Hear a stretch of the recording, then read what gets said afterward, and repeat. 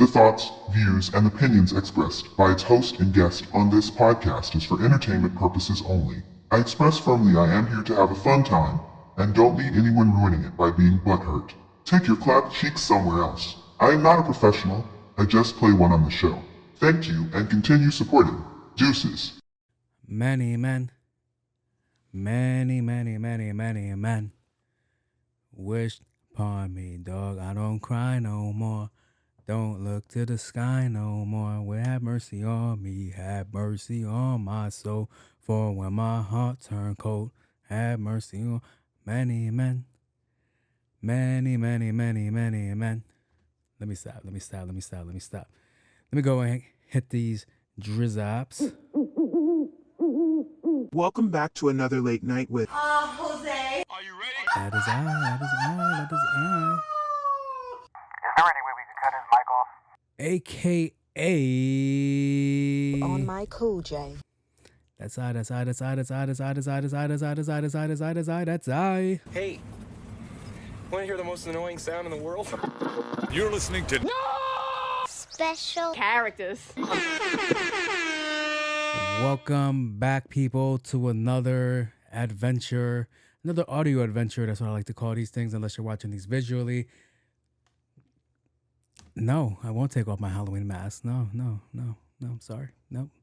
It is Halloween today, and, well, actually, no, it's not. It's not Halloween. It's November 1st. It's wake up. It's the first of the month. Wake up. It's the first of the month. Which isn't for you when this comes out. It'll probably be the 4th of the month.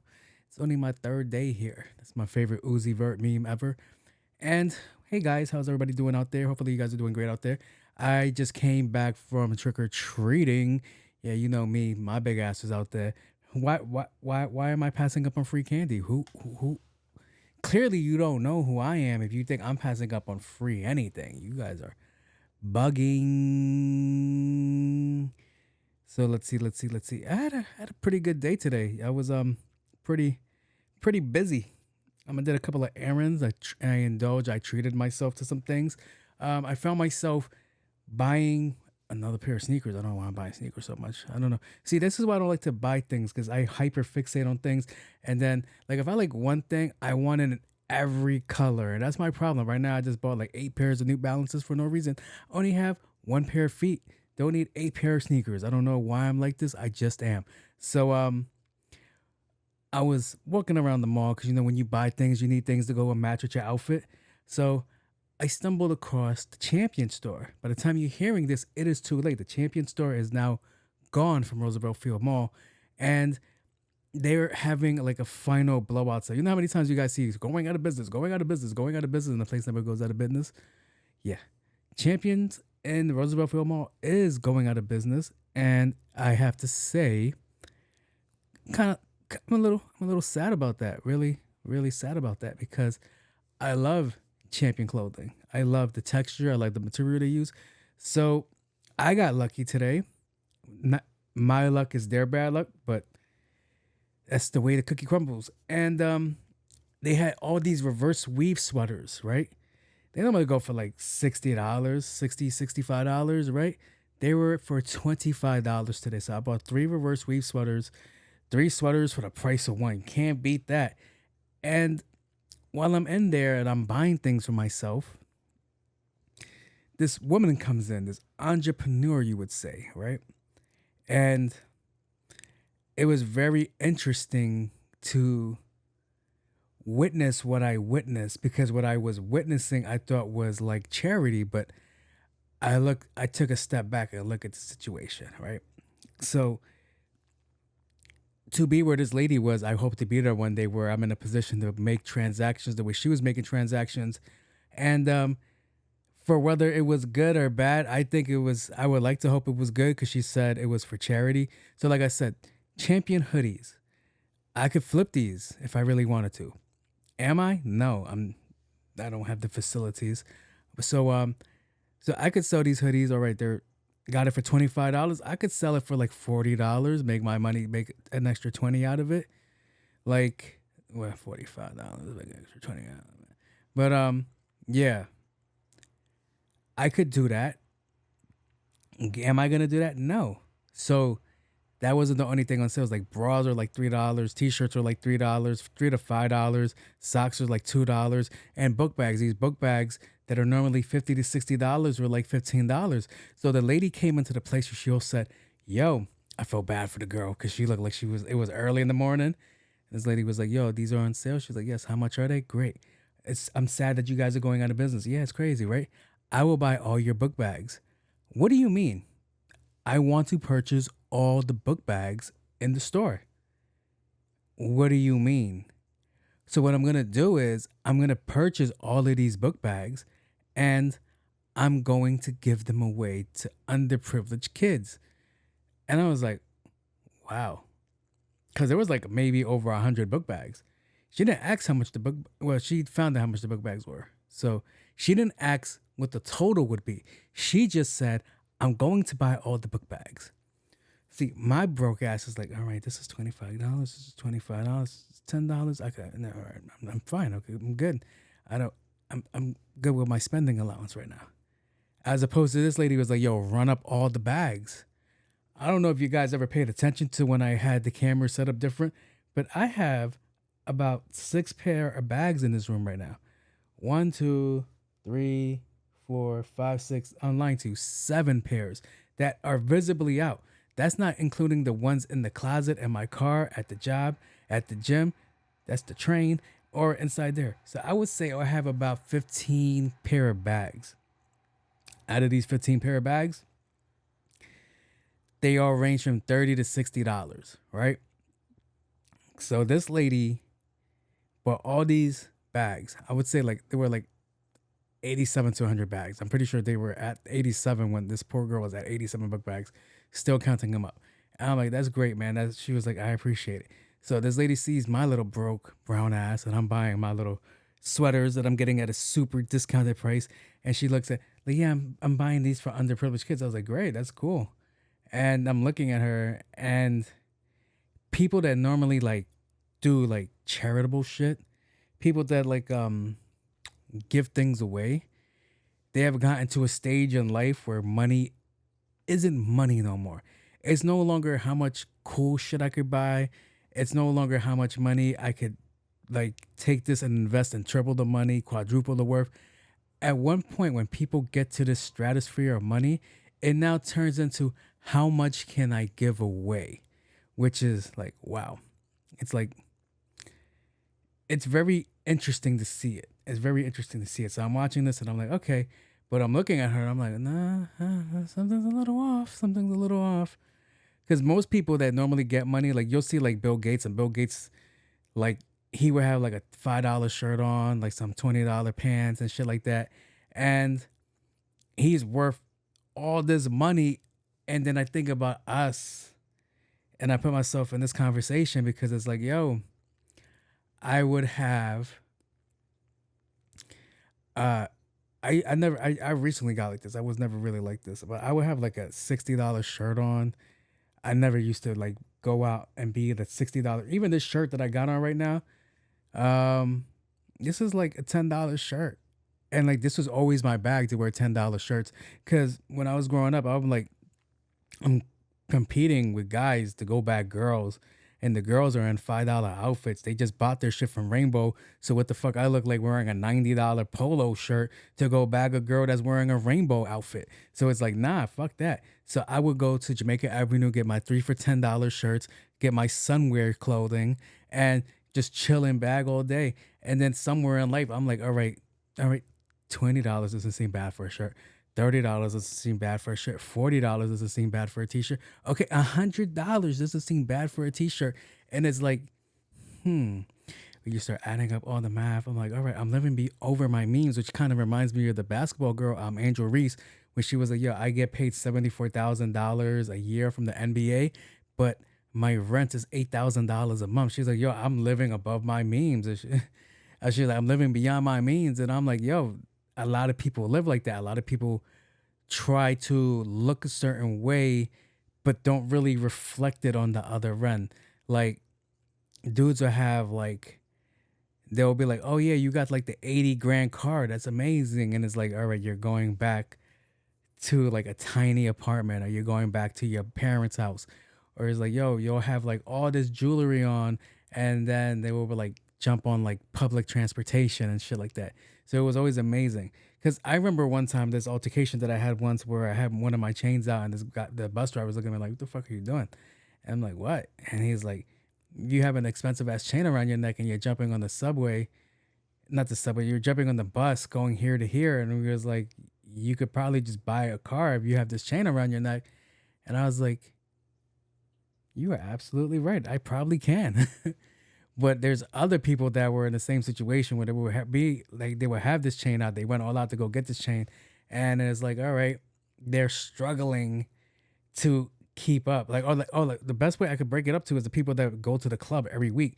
It's like, oh yeah, we're gonna go here, we're gonna go buy a bottle, and it's gonna be 10 of us, and we're all gonna chip in for the bottle, and then the rest of the week we're just gonna eat ramen noodle soups because we gotta save up to spend money at the club to look the part by buying this bottle, and everybody's gonna think we have money, but in reality we don't have money, which is also another thing which is crazy because it reminds me of the story that I was hearing about Big Meech.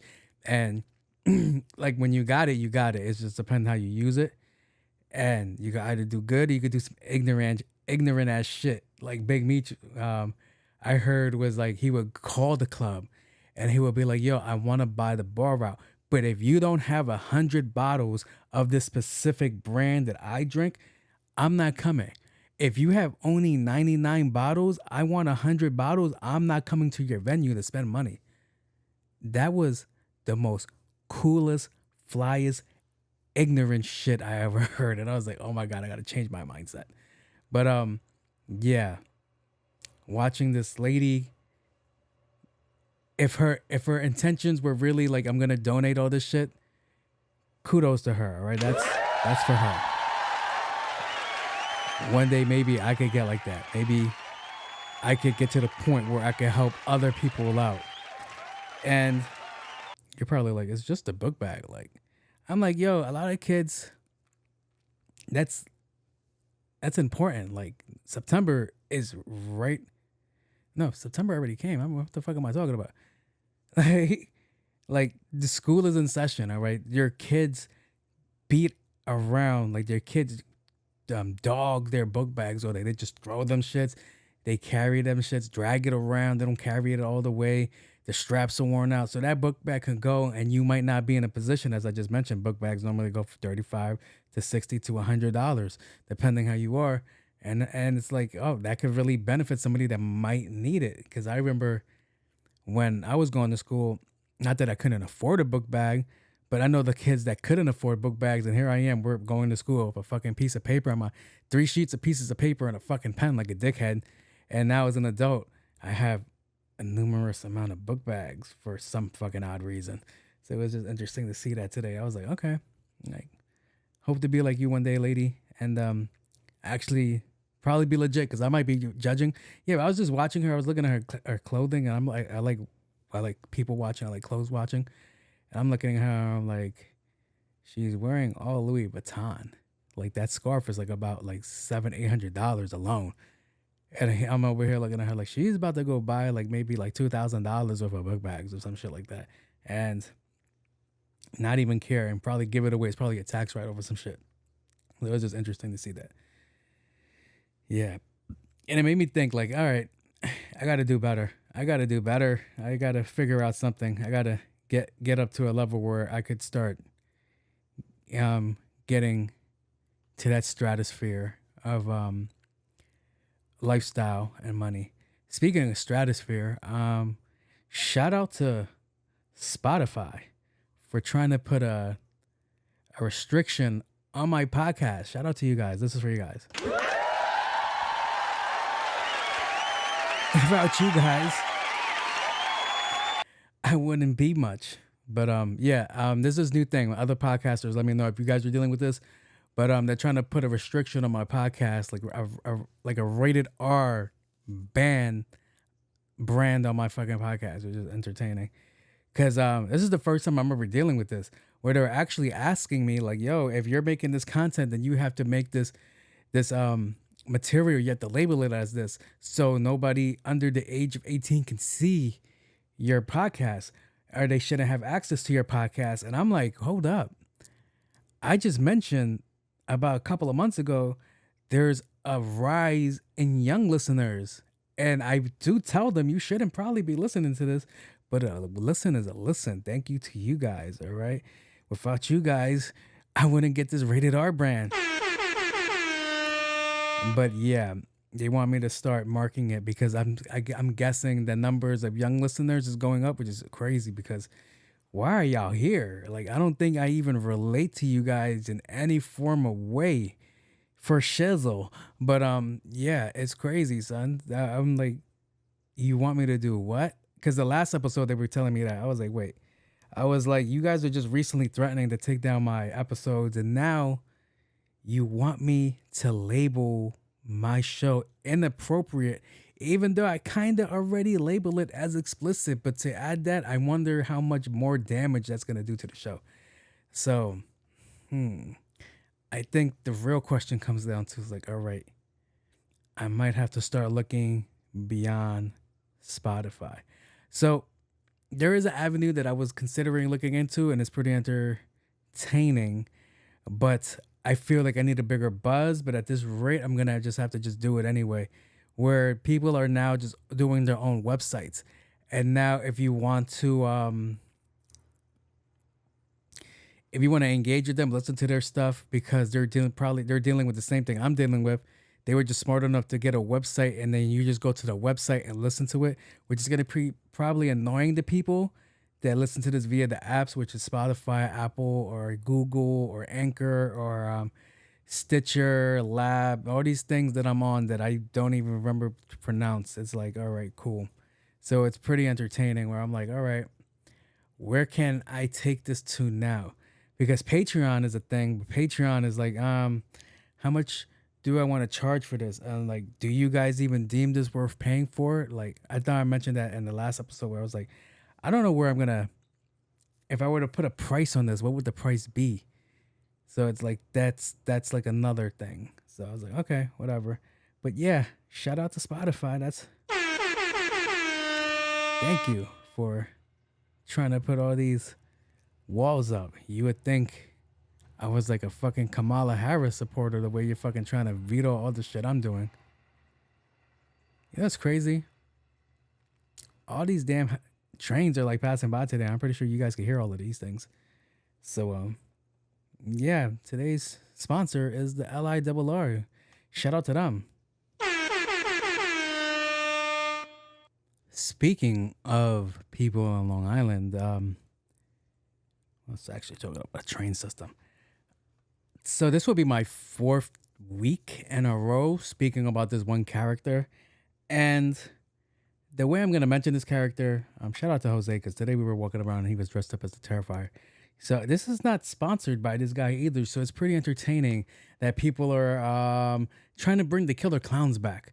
So I don't know if I don't think I mentioned it, but I mentioned the clown before, but the clowns are making their way back again for Halloween. Remember that time back in the day, maybe 2 or 3 years ago, where they had the killer clown sightings and the killer clowns would be on the side of the road and blah, blah, blah, blah, blah. So, yeah, this fucking clown, I don't know why it has such a chokehold this Halloween. But as I mentioned, did I mention? No, I don't think I mentioned. When did I finish recording? No, I recorded this last week in the morning. So I didn't mention it. All right, so I did mention I had to work Saturday. I have to work this Saturday too. I actually wasn't supposed to record this. I was supposed to just continue. I was supposed to take the week off, but so much is happening in the news cycle that I do have to talk about it. And then by the time I talk about this 2 weeks later, it's like, yo, 2 weeks later, you're talking about Halloween. It's crazy. So I was like, all right, let me just get this over with. So I work at Saturday. You know what's crazy? Shout out to my cousin. I went to a haunted house of his kids that Saturday, and I totally forgot to mention it because I was just hyper fixated on. All right, so when I go out with family, it's normally my niece and nephew. I'm not used to like taking anybody else's kids. So shout out to my cousin Kevin and Samantha for allowing me to take their kids to go to a haunted house. But before I get to the haunted house festivities, I totally forgot. I forgot I didn't mention it to it because I had that much fun spending time with their kids. Is that Saturday, my shift was from 7 and I got out at 7:30. So you guys do the math. Now, I mentioned too that I normally work by myself. There is a security guard, but the security guard is elderly. So I don't expect security guards to do anything. And when they're young, they don't give a shit. So it's whatever. That's why I carry a weapon with me. I always have a weapon with me.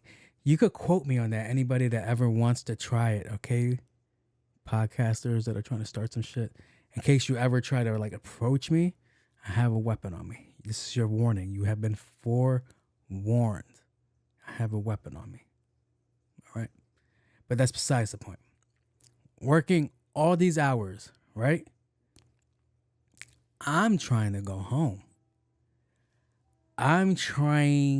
No, that day I wasn't trying. I'm trying to leave the building. I'm trying to get out of this place that I already consider hell. And the only thing between me and 50 yards of walking to my car and nobody else in sight is just air and opportunity. So what happened was I'm on my way out, clocked out, bing. I'm able to see 50 yards ahead of me out these clear doors. And what do I see outside the clear doors? A fucking clown. Not any clown. Mr. Art the Clown. What are my chances of me running into a character that I've been talking about for the last couple of weeks? I wonder if this is the conversation, because I was talking to people and they were like, you probably spoken into existence. Did I think that was the real character? Do I think Art the Clown really exists? Do I think there's an evil force that's going to be out to kill me? No, I don't think that. I just think that it's just sheer coincidence. So I'm trying to leave. It just got dark. I'm looking out the hall, looking down the hallway, out the glass windows, and there is a guy at the bottom of the staircase looking into the building, doing one of these creepy waves. So the front of my building, which is really the back of the building, there's a set of stairs, and then there's a little walkway. So from the little walkway up the stairs, once you get to the top of the stairs, everybody can see you. But at the bottom of those stairs, which is at the main entrance, nobody can see you. Not one person can see you. Not one person can hear you. The generators are so loud out there, nobody will be able to hear you scream. How do I know this? Because some girl busted her ass one day out there, broke her leg, and nobody heard her for a whole, believe they said 45 minutes. So, yeah. I know how dangerous that little exit is if you're not paying attention. But as I said, initiated, focus, I'm paying attention. So I'm looking out the window, and I know the security guard down the stairs isn't going to come up. So Mr. Art the Clown is... And if you don't know nothing about Art the Clown, he wears a little black and white outfit. His face is colored. He has a little stocking cap over. His mouth is black because he has black lipstick and blah, blah, blah, blah. He has a little tiny hat. And then he has this little garbage bag, a little black garbage bag full of weapons. So I'm not in the mood for this shit because I got a nice 35-minute drive to get to my destination. And then after I'm done doing the things, doing the haunted attraction with the kids, getting food, bringing them back, I know I have another 45 to 50-minute drive back home. So I'm just trying to do things quick. Let's go and get to the fun activities. So guy's in my way. And I'm like, oh, okay. And he's like trying to do the mannerisms. He's smiling. He's doing this. He's going through his bag. And I'm like, all right, okay. So one thing people that like always, ever heard, that phrase, you're about to go fuck around and find out. I'm Mr. Find Out. I'm Mr. Fuck around and you're definitely going to find out. So he was expecting to be like, oh my God, let me go run back, go to get the security guard. Let's call the police. Let's go figure this out. Oh my God, this is good. He's probably like, I'm going to make the news. I'm going to be that. You were going to make the news. You better believe you was going to make the news. So I'm walking. I'm like, I'm not in the mood for this shit. Because I carry a nice size knife on me. Very nice size. And so I'm getting closer. And he's like getting giddy and shit. He's like, oh, like, all right. And then he noticed I go in my pocket because there's two doors. So there's two glass doors. There's like the lobby doors that actually allows you into the building, and then there's like the entrance doors. So I'm between the lobby and the entrance doors. And he's like, look at him, he's all giddy and shit.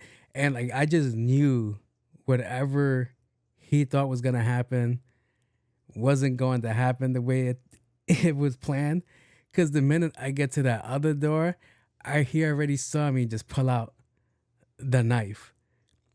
So if you ever, all right, people, I don't know who the fuck I think I am to be telling you this shit, but there's two ways you hold a knife, all right? There's the correct way, and then there's a wrong way.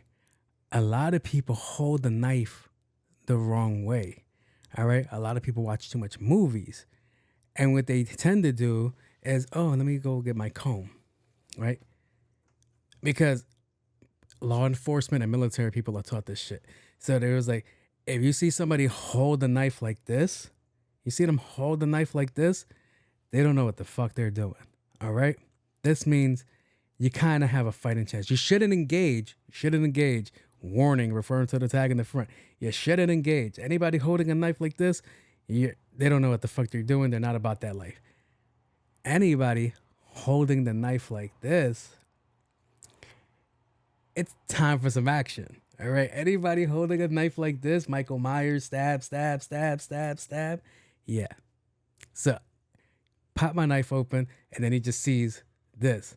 And opening the door, I already got my book bag on the arm in case he tries to swing anything. I was like, sir, you're going on the fucking news. You're going on the Gildan tonight because you're about to feel 20 years of pent up anger in my life. That's why I tell people, leave me alone. When I get mad, you're not just getting whatever minutes of angriness that I got right there. You're getting years of suppressed anger that I'm going to take out on you.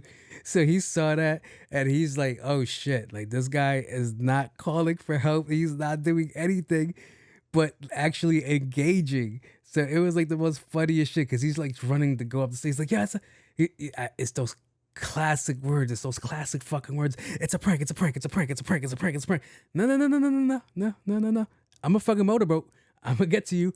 I'm like, yo, this is not gonna be. This is self-defense, but it's gonna be a long day in court proving it's self-defense. So it was like the most fucking funniest shit that he's like just trying to scramble to go up the stairs, and like I look in his bag and he has nothing in his bag. Like he had like dirty laundry in the bag. So I was like, oh, okay. So it was like the most funniest shit. But yeah, you guys out there that are trying to do the scary clown shit, you're gonna get the right one. Remember that guy that there was a prank where this guy was hiding in a mailbox, and like he was like grabbing people's hands when they were trying to put their stuff in, and the old man comes in and gets his hand grabbed and he puts his pistol inside the shit and starts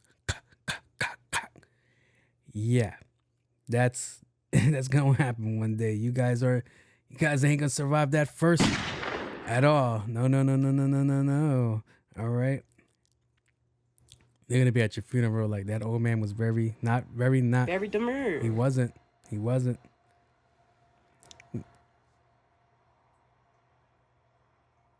Yo, all the trains decide to be running right now. It's the most craziest shit. I was able to avoid the garbage truck people because they came early, but now I'm getting all the trains. It's only 1:28 in the morning. The nerve. But yeah, Art the Clown. Fucking jokes. And then today, I went to go see the kids so we could go trick-or-treating together. It's my first time in a couple of years that I actually had Halloween off, so I got to go spend time with the kids. The kids dressed up as Michael Jackson and Freddy Krueger. I dressed up as Timu Michael Myers. That shit was fucking crazy, bro. I got to the point where I noticed, like, I just spent money today. Yeah, I did. But sometimes, like, when I look at shit, like, do I really want to spend money on this? I'll find the cheapest way out of it. So A Michael Myers outfit is about $45 to $50, sometimes $60, depending on the mask. So I'm like, it's getting dark, so nobody's gonna see the jumpsuit. All I need is the mask and a knife. So I was able to find a Michael Myers mask, which is really a Jabberwocky mask nowadays, for like $10, and I found a knife for $6, and it was like, all right, this is great, and I did really good. And people were like, Michael Myers. I was like, yeah, thank you for making me feel good, because you wouldn't be able to tell if the lights were on. So it was like the most funniest shit. Oh, like that's Timu Michael Myers. So it was fucking funny as shit. But I got back to the block. I wasn't feeling the best. We did a lot of walking. And there was a lot of crowdedness. There was just a lot. I'm not a fan of that. And I get back to the block because my dad, I mentioned it before on the podcast, like my dad does not give a shit about American holidays like Halloween. He doesn't give a shit. Never has. It wasn't until this year I was like, yo, I bought candy. Can you please hand it out? And he actually did it. Yes. I'm gonna have to find a way to close these windows. The longest of trains. That shit is definitely going to like North Babylon or some shit. But yeah, this year he was able to hand out the candy and it was cool. So I saw through the Ring camera and it got me so bad because I'm watching him through the Ring camera. The first kid that came to the house, luckiest kid. He was like, all right. So my pops doesn't care. He's like, yo, normally when people give out candy, like 2 or 3 pieces of candy. He's like, all right. But I figured I saw the Ring camera. He was trying to get over with. So this first kid comes up. He's like, yo, just grab a handful. Kid's like, and I'm watching the Ring camera. I was like, this motherfucker is just handing out all the candy to one fucking person, which ended up working out because by the time I got back to the neighborhood, for whatever reason, my block has never really given out candy like that. Back in my day when I was growing up, there would be like maybe 4 or 5 houses. Now it dropped down to 3. I'm one of the 3. So no kid really comes to the block to drop off candy like that. So I was like, okay. So, what do you call it? Like last year, I don't know if I mentioned it last year. Last year, I had to pull the most craziest way to hand out candy. Like I walked around the neighborhood and started giving out candy to people. I was like, hey man, you want candy? Here you go. Here goes some fucking candy. Get the fuck out of my face. Like it was crazy. I was doing a drive-by candy give out. I was pulling up the people in the car. Like, hey man, come over here. You want some candy? Do you know how crazy that sounds? You can only get away with that on Halloween. But back to the story. By the time I get back to the neighborhood, nobody wants to pull up to the block to get candy. Oh, this happened twice. That's going to be the thumbnail. All right. So another killer clown craze person tried to test me. And it was the most funniest shit. Because he had to be like 15, 16 years old. He had like a little clown outfit. So I'm taking out the trash because today's trash day, as you guys can normally hear. And there was like a group of like 16, 17-year-olds. Like they were just walking and there's like, yo, this guy, Michael Myers, is taking out the trash. I was like, yeah, motherfucker, I got bills. I got duties, responsibilities. All right. I got chores, motherfucker. So it was like the most funniest shit. But like while I'm putting the trash cans away, this kid walks up behind me and he starts doing that little slow walk to the point where he walks up to my face, not that far. So it was like same fucking story. Not except I didn't threaten him. I was like, all right. And he turned around. By the time he turned around to look at his friends, I was already up close to him with a bucket of candy. I was like, you want some candy? Yes or no? Like, come on. I could do this all day, but I want to give candy out to these children. So it was like crazy. But yeah, I was looking at my dad and he's like, here. He was like a fucking flower girl at a wedding, but with candy. He was like, here, take this candy. Take this candy. Take this candy. I was like, oh my God. You ain't gonna leave me nothing. But yeah, man. And I don't know if this is going to sound insensitive, but the Muslims were ruining my foot traffic. They were ruining my foot traffic. They were ruining the foot traffic.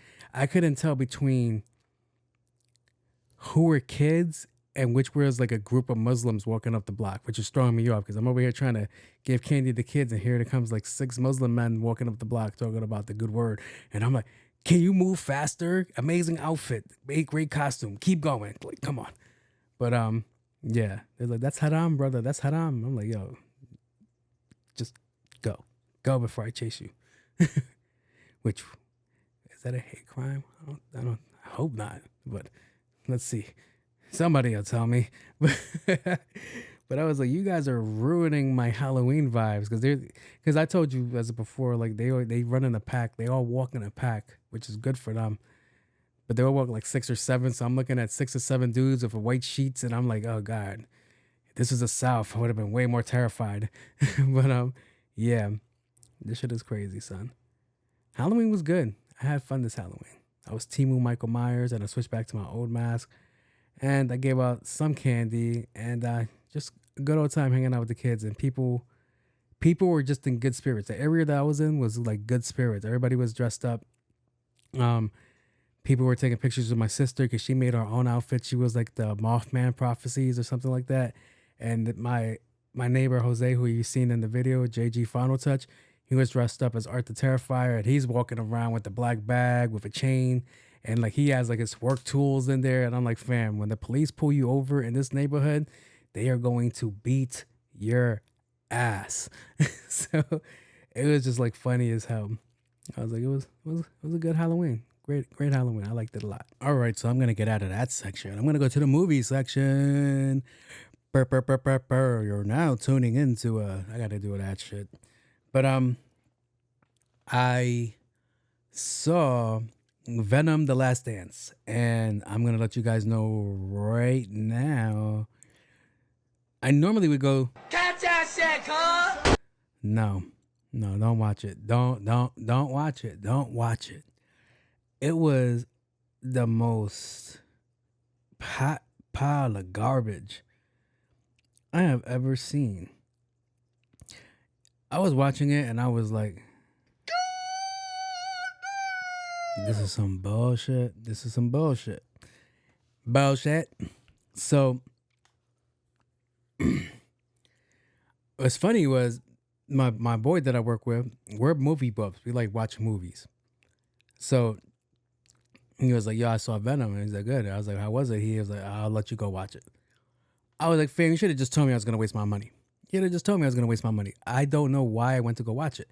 So I mentioned it before because Venom 2, worst superhero movie ever. The worst superhero movie ever. Do you guys hear me? I'm saying that Green Lantern is better than Venom 2. That shit was like way worse than garbage. That was just I don't even have a sound bite that I could play that would do it any justice, because other than Piece of shit. to the directors that made that, and to Piece of shit. to Tom Hardy, and Piece of shit. to anybody that had a hand in that, because it just seemed it should have been like a final amazing goodbye, and it wasn't that. Like Logan was a goodbye, a great goodbye. Deadpool was a great goodbye. All these things were goodbyes, and it was like, all right, killed it with a great soundtrack to play it out with. No, it was just none of that. It was just like, you guys are just ending this series, this franchise, on a terrible note. Not even leaving room for there to be a Spider-Man versus Venom movie or a Sinister Six movie. The only way Venom could come back now is if they get the terrible motherfucker that played Venom in Spider-Man 3. And it was just like, bro, it killed me, because Tom Hardy is a great actor. He's a great actor. And Venom 1 was good. It had its flaws, but it was good. But this one, I'm like, oh man. Like it was boring. They must have spent so much money on the action for it to just be boring. It was boring as hell. The one scene that I really wanted to see, you're going to call me corny for this, but the one scene I really wanted to see is when Venom runs into the convenience store lady, and then they start dancing, because I'm a sucker for dance routines. And it kind of looked like the scene from Shrek when the fairy godmother is dancing and shit like that. That's what it looked like it was gonna be to me, and it wasn't that. It was they even dropped the ball on that. So I'm over here watching this terrible movie, eating my expensive popcorn and drink, And I'm like, wow, this is really bad. This is really, really bad. Wow. Wowzers. I was like, and I can't leave because my pride is like, I paid for this. So I'm not going to walk out of this and give them the satisfaction. Fuck out of here. But the thing that made me dislike the movie anymore is that Hollywood, you guys got to find more actors, baby. You guys keep recycling the same actors that have been in the same franchise over and over and over again. This is why I'm going to sound like a hypocrite because I was just hyped for Robert Downey Jr. as Dr. Doom because I actually know a good storyline for that. And let's see if they actually do it or drop the ball in that. That's going to be for me to get my heart torn apart for. So yeah. But I'm watching this and what's dude's name? He has an interesting name that I have a hard time pronouncing. I was just watching Lucky Number 11. I'll probably talk about that next week. All right. What's his name? Venom, Last Dance cast. His name is Chiwetel Ejiofor. How do you pronounce his name? Pronunciation. Wait, let me connect that so we can all hear it. Because he's a good actor. I like him as an actor. One of my favorite movies I've seen him in was this karate movie where it was like something with a marble, if I can remember correctly. But that was one of my favorite movies because that little bad Brazilian girl's in it. She's a little baddie. Oh my God. But no, Google. That's not what I'm asking you to do. Pronunciation.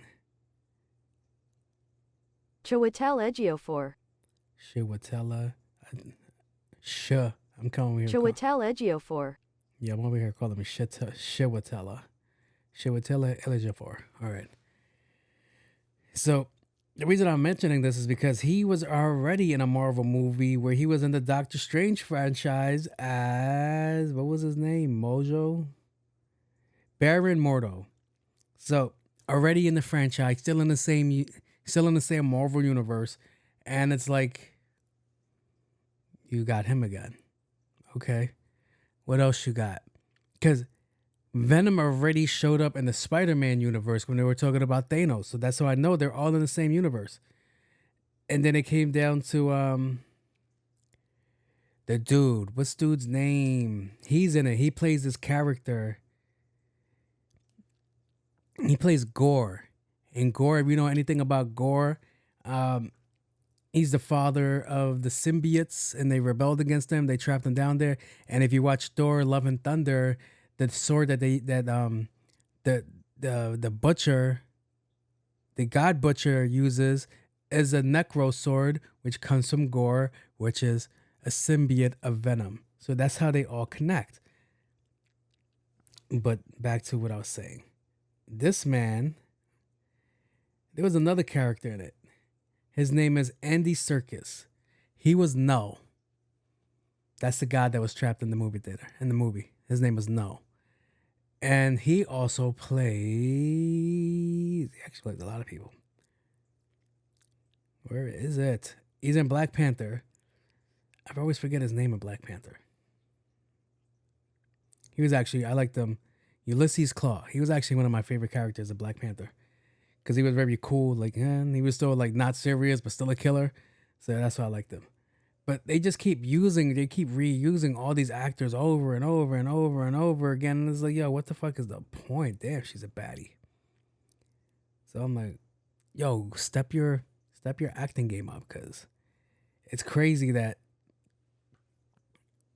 you get tired of seeing the same people over and over again. And it's crazy because the biggest void that Hollywood's going to feel and still feels to this day is Chadwick Boseman. Was Chadwick Boseman the most amazing actor? No, but he was a great actor to be noticed and felt, and he had presence when he went on. And because you guys put him in every single movie, especially Marvel gave him this gigantic role, and sadly he passed away, and it was like, all right, there's nobody else that we could do. Oh, what about what's his name? Michael B. Jordan. He's already been here twice. I'm like, all right, who else can we use? And like you start looking at them, like, oh, they're there already. So how many times? Like start looking at a broader spectrum of people to use, and it's like crazy because you got Denzel son doing Tubi movies. That shit is crazy to me. I'm like, yo, like this Denzel Washington's son, and he's over here doing a Tubi documentary. I'm like, what the fuck is going on over here? But yeah. Venom, Save the Last Dance, The Last Dance. That shit reminded me of Save the Last Dance. That shit exactly had the same plot. A black symbiote teaching a white man how to be cool. Fucking crazy. Fucking crazy. You know what? I think that Tom Hardy is Julia Roberts. Holy shit, not Julia Roberts, Julia Stiles. Yeah, that's pretty fucking accurate to me.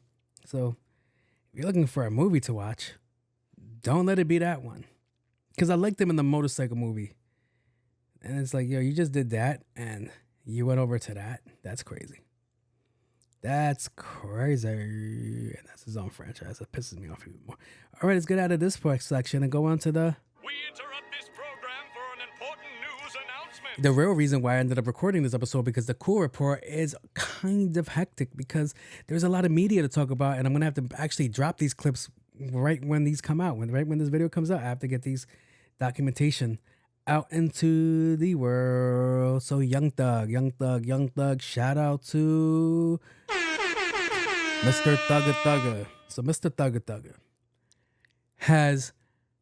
is going to be released on some crazy terms and conditions. I think he should have beat his case because all of the bullshit they were doing in his case was grounds for dismissal. I felt there were grounds for dismissal, a mistrial, all these things. Is he guilty of things? Probably. But the way they were treating his case, like the information, it was just poor in general. It should have been a mistrial. He should have been let go. But I think he knew that they were going to try him again and try to get him for good. So he took the plea deal. Now, his sentence is 25 years, if I'm correct. 25 years. That's a crazy sentence. I think he already served 5. So that's going to be...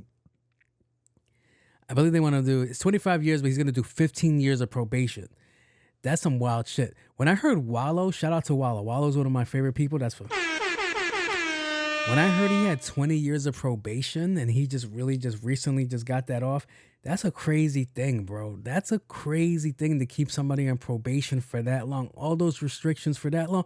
To me, I don't know what's more, if it's even worth it. Like, just might as well just leave me in there, because if they violate you, if you violate parole, then you go back in and then you go do the whole amount of your sentence. So it's like, yeah, I could be at year 9 of probation and fuck up. And it's like, all right, bro, you're going to go right back in. So it's like the most craziest thing I heard of. But here, listen to this. Sentence is 40 years to serve the first 5 years in prison, but commuted to the time that you have already served, followed by 15 years on probation, followed then by the backloaded 20 years, which can be served in custody and will be served in custody if you are not successful on your probation. If you are successful in completing your 15 years probation, that will be commuted to time served. That's fucking crazy, son. If you fuck up on probation, your ass is back in there. You know what's crazy is that I don't know if I should be mentioning this, because I kind of want to live. But Big Meech, his halfway house does not look like a halfway house. His halfway house does not look like the halfway house that me and you or any regular folk will go into if we commit a crime. That shit looks crazy. That shit looks crazy. Yeah. Essentially, the total... Do you know how crazy that is? 15 years of probation. 15 years of probation, you're going to have to hire somebody. 15 years of probation, you can't be around convicted fidelins, all right? That means your music career is going to take a hit. You have to figure out something else to do, because right now he's asking for permission to chill with people, talk to people that he has to work with, and they're denying all of that. So they're denying him the ability to work with Gunner and his brother, because they're convicted of felons or crimes, or they're being looked at for shit. So you're not supposed to be doing any of that. All right. Tekashi just went out. They just found meth in the system. That's another crazy conversation to have. This meth shit is clearly a problem. I don't know how meth is a problem. That shit is wild. But 15 years probation, that's going to be crazy. But I guess it's better to be free. I just want to see how he's going to work. He can still get the music done. He can send the music out. He just can't collaborate. And I think he's going to have a hard time going to perform shows, venues like that. Because like I said, they're going to try to violate him. It's going to get really expensive. He's going to have to figure out something to do in this situation. But 15 years probation sounds fucking nuts. But 15 years outside instead of inside is way better. Where else? Yeah, because you don't want to be inside when somebody tries to get inside and they already know you as the guy with the dresses. So Jeffrey, that would be a very long day for you, sir. So, yeah. I know his girl's happy. Who goes out with Megan the Scientist again? Yeah, Meg the Scientist. She's a little baddie. Sorry, Thug, don't hurt me. But she is. But, yeah, 15 years probation, son. They're going to be looking at everything under a microscope, especially if they want you that bad. Yeah, that's some hectic shit. I feel like that's such a hard thing to try to keep, and then just to violate. I know if you're listening, it's like, well, that happens with anybody. You violate probation, you go right back in. Yeah, I know that, but 15 years. Shit, people struggle with the 1 year probation, the 5 year probation, an extra 10 years on top of the 5 is fucking nuts. Let me see. What was Wallow's probation? Because Wallow, when I heard Wallow had that crazy probation time, and they finally allowed him to go because he is doing all this motivational shit for people in the system that want to change their life.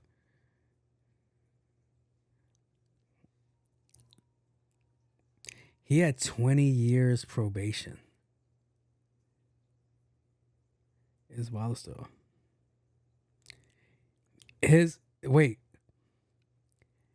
Wallow is 41 and will be 68 years old when his probation ends.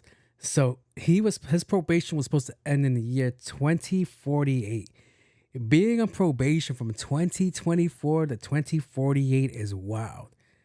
So he would be 68 years old if they continued the probation. To fuck up in your 60s is crazy. I know a lot of people will be like, yo, it's just don't do drugs or stay away from people. But they could find any reason to violate. If you have a wrong conversation with police officers, they could deem that as a violation and send your ass back. A traffic violation, they could deem that as a violation. I know you're going to be like, that's bullshit. They can't. Yes, they can. I've seen it. I've heard it. It is a thing, a traffic violation. If it escalates any kind of way, step out of the car, please. Your ass could go back, depending on the police officer that you have. So, yeah, that's crazy, son. That is a crazy thing. I forgot what he went to jail for. That's a juvenile sentence for being convicted of string of armed robbery. Served 20 years. He already did 20 years, bro. He already did 20 years, and he had wow, son, that's crazy. His probation record is fucking crazy, son. That shit is nuts. I'm gonna move on. Where do I want to take this to? I'm gonna take this to Young Dolph. Rest in peace of Young Dolph. I know I didn't give him the best words the last time I spoke about Young Dolph, because I still feel about this the same way. It's going to come down. This conversation is going to happen again later down in this episode, which is going to give me a lot of shit, because we're going to talk about Little Durk and what he's facing right now. And let me just move on, because this has nothing to do with that conversation has nothing to do with this conversation. So the killer of Young Dolph is requesting a new trial because he feels he was unjustly sentenced. He feels there wasn't enough evidence for him to be sentenced, and his trial was unfair, and they should be looking at his case again. And by that, I start to say, sir, if they didn't have enough evidence to book you, your ass wouldn't be in the predicament that you're in right now. All right, you wouldn't be with what do you got over here? Bullshitting. What do you got? Rapper Young Dolph is now requesting a new trial. Justin Johnson's attorneys claim that there wasn't enough evidence to determine a verdict. Johnson is also claiming that he couldn't get a fair trial because the judge allowed certain pieces of evidence in that case. The judge sentenced Johnson to life in prison on September 26th. He was found guilty on all charges, including first-degree murder. The man convicted in Yeah. Boy, if you don't get the fuck out of here with that shit, if they didn't have enough evidence, they wouldn't have hit you with a life sentence, sir. Are you crazy? That reminds me of that joke. How does it go? What's his name? Ali Siddiqui? Is it Ali? I want to get his name correct because this is a great joke that he said. Yeah, Ali Siddiq. Ali Siddiq was in a situation where he was facing 40 years, right? And he goes to his lawyer, and the lawyer is over reviewing his case, and he goes, well, they got you with a lot of, like, they got you on video, they got you on video, they got you on audio, you're dead to rights. They got you with 8 bricks, you're looking at 40 years, all right? And he goes, but it's not concrete evidence.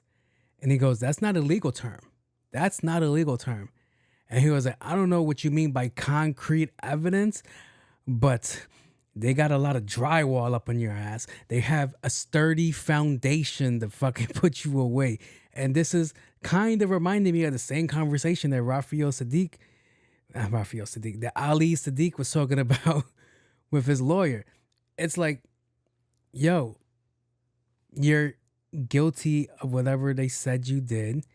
Because the conversation came out that you didn't get paid for it. But guess what? Just because you didn't get paid for it doesn't mean that you didn't do it, all right? You're over here asking for a new trial, but Mr. Dolph can't ask for a new life. He can't never get his life back because of what you did.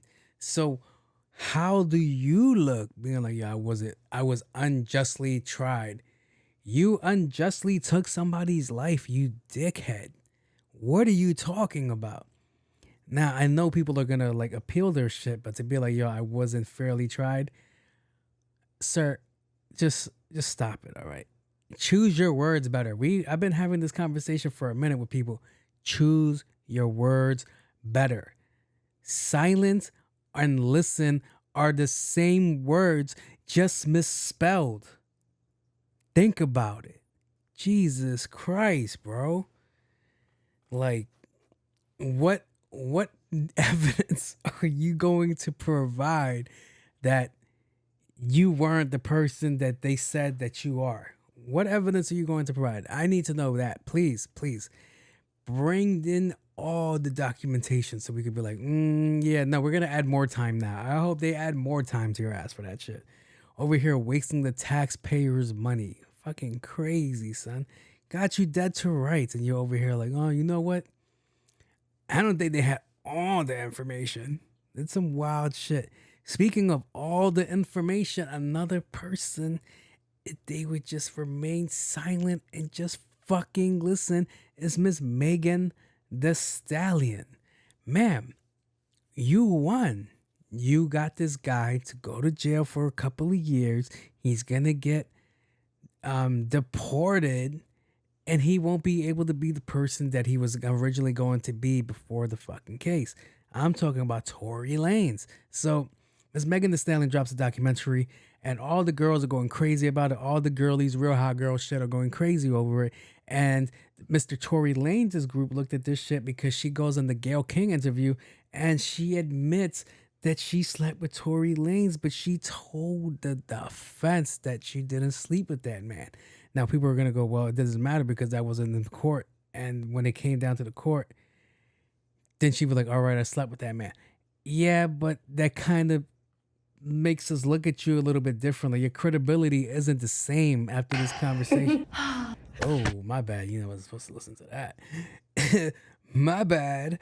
But Yeah. Yo. So she went and did an interview, and this is the interview. I lied to Gayle King. I know that you even asked me about that. I was going to talk about the shooting. Why'd you ask me about the story? That's not what this is about. Even if I was, like once, maybe twice on a drunk night, kept catching me out of my mind. Yes, yeah. I lied to Gayle King. I know that you even asked me about that. I was going to talk about the shooting. Why'd you ask me about the story? That's not what this is about. Even if I was, like once, maybe twice on a drunk night, kept catching me. Did you have an intimate relationship with him? Like sexual? Yeah. Megan, did you have a sexual relationship with Tory Lanez? Yes, that's my question. I didn't have a sexual relationship with Tory. Did you have an intimate relationship? That's why, bitch. That's why. I don't mean to call you that, but it's just, there's a lot of cases where like accountability is like the most craziest things for girls not to fucking understand, and wonder why men feel a certain way when it comes to certain conversations and feel that they can't say things. So it's a crazy thing. Yes, a gun was shot. Do I believe it? I'm gonna let you know one more time. I don't think he did that. I think it's Shorty that got the immunity that did that. We gotta remember, Tory Lanez was not charged with shooting that woman. He was charged for having the gun. He was charged for having the residue. Of course you're gonna have residue in your hand if you fucking touch the gun. That shit is crazy. Let's look at the charges again, because I feel like people are gonna be like, no, he was charged for that. If I'm correct, he wasn't charged for shooting her. Oh, the garbage truck is here. All right, you know what? I am wrong. He is charged with the gun. He was charged with the gun. Assault with a semi-automatic firearm, having a loaded, unregistered firearm in a vehicle, discharging a firearm with gross negligence. See, the reason I'm saying that I feel he didn't shoot her is because there was a witness that was going to say he didn't shoot her. And then magically, the witness is seen talking with the defense, and then he recanted his statement and shit like that. So that's why I felt like, yo, that case always seemed weird. But if they're saying that's what he got in, all right, whatever. I'm gonna shut up. All right, now this turns into like conspiracy theories. But the conversation was like, okay, it looks crazy because you're saying that you didn't sleep with him. It looks crazy because you're saying that you didn't sleep with him. And then now you're like, all right, but I did sleep with him. And then you drop this documentary, which doesn't show it doesn't show her in the best light, because it's like, all right, it seems like you're trying to play the victim. And in your situation, yes, but it went kind of beyond. So there's a lot of little underlying stories that go on with her, with the main story, right? So the conversation in the documentary was like, all right, this was my friend Kelsey. Kelsey was my best friend from the ground up, blah, blah, blah, blah. And then Kelsey started dating Tory, and it just magically gets blurred that you started sleeping with Tory, who was with your best friend at the time, which is crazy and shit like that. So this whole fallout happens between you and this girl that you're never talking to again. And she magically got this immunity to testify against Tory, which is like the most craziest shit. And that's why everybody's looking at this like, yo, this is pretty wild. Like, let's see what they got. Let's see. Kelsey was my best friend. She was always around me. My mom had just passed. I was on the road and I didn't have help.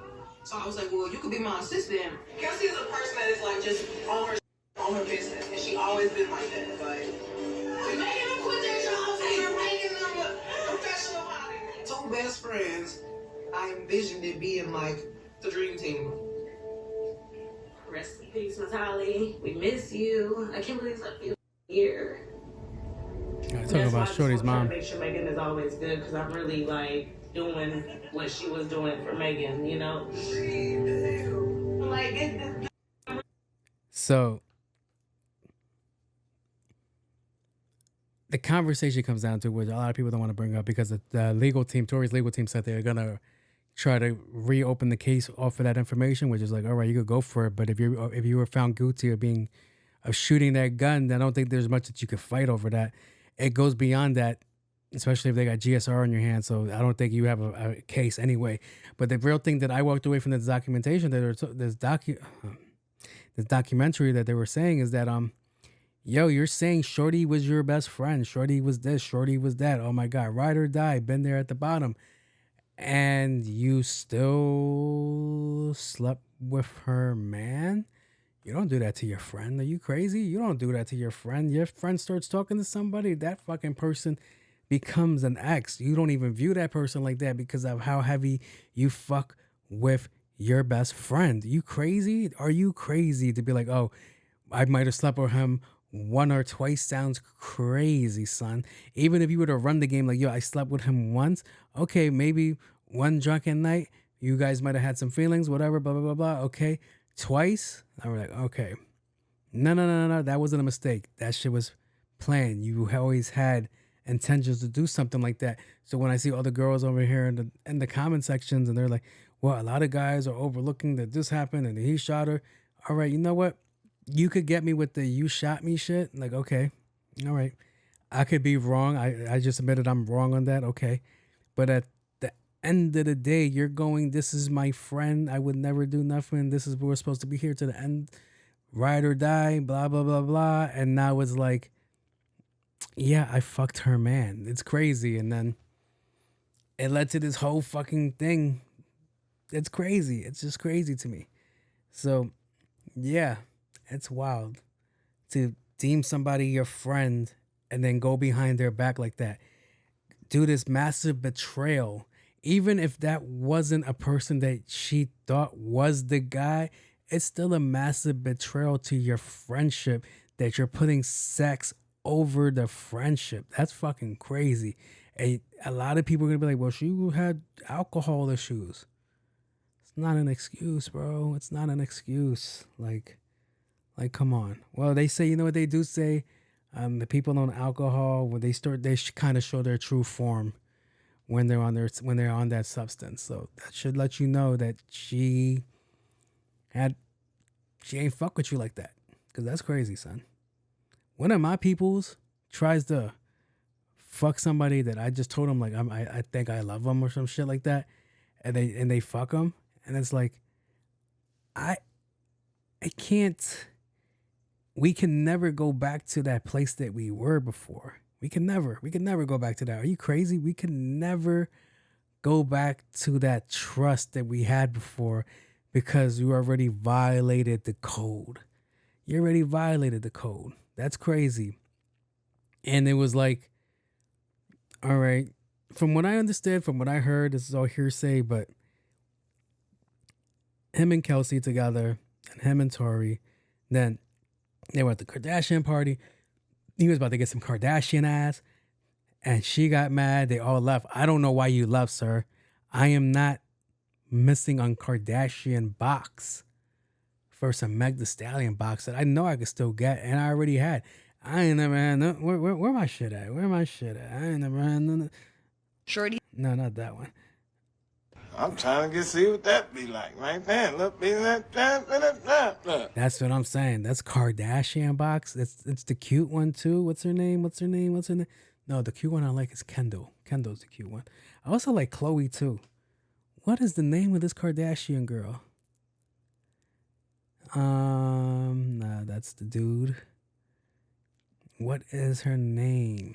What is her name?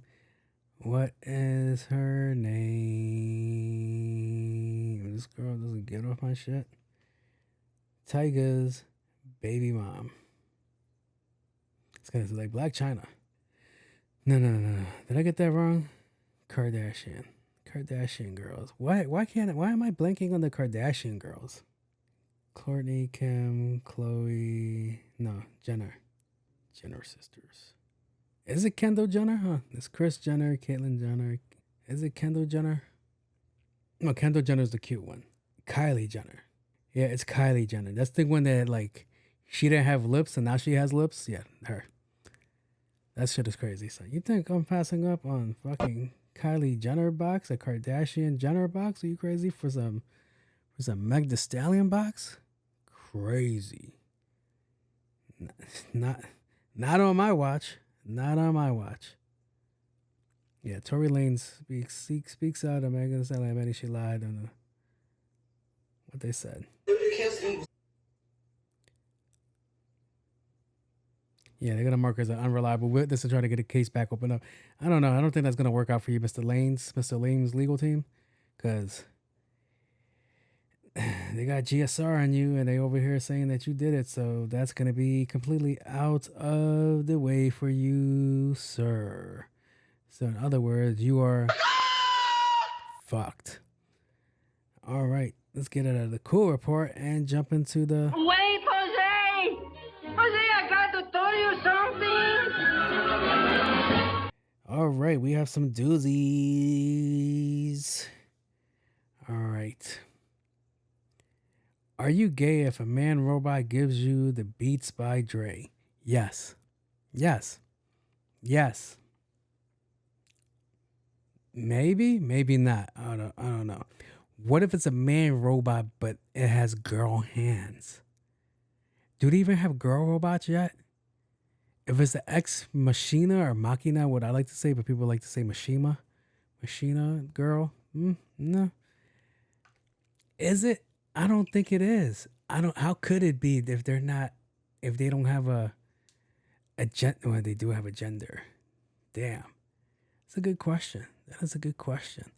Like if I buy a Riley Reid fleshlight that's molded from her vagina, am I still not fucking her, or am I fucking her? Does that count as cheating, ladies, if I fuck a fleshlight of a famous porn star that's modeled after her vagina? Does that count as a body? Comment down below or call me 1-800-223-9797. So I don't know. I don't know why you're trying to why are you guys trying to fuck the robots? Why are you trying to get a handy from the robot? What kind of speed settings we talking about? Hold up.